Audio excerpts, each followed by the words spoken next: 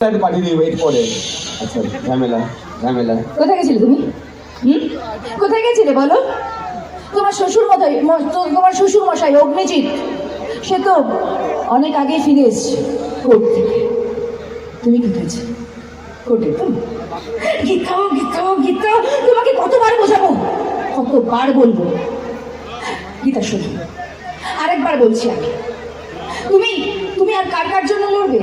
পদ্মের জন্য লড়েছো, আমরা অ্যাপ্রিসিয়েট করেছি, কিন্তু আর নয়, আর কারোর জন্য লড়বে। কারোর জায়গায় ফিরে দিতে হবে না। তুমি বিয়ে করেছো, সংসার করো, বাচ্চা কাচ্চা করো, ঘুরে বেড়াও, এইটুকুনি তো চাই। কি আর কি চাই বলো? শোনো গীতা, আমাদের বাড়ির মেয়ে, ওইটুকুনি মেয়ে মেহের, ওর কথা তুমি ভাবলে না। কৃপাল তোমার পেছনে দৌড়েছো, তুমি কৃপালের পেছনে দৌড়েছো, ব্যাস শেষ হয়ে গেল, ভেঙে যাক বিয়েটা, এটাই তো চাও?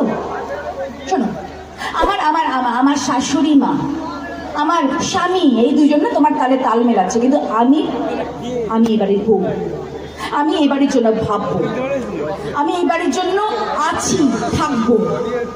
শোনো গীতা, তোমার ওই একটাই কথা না, কোর্টে তোমার মুখ চলে, কোর্টের বাইরে হাতটা খুন্তি হয়ে যাবে, ঠিক আছে?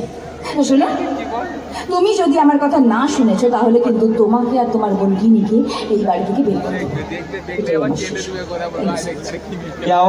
জোরে হাতে তালি।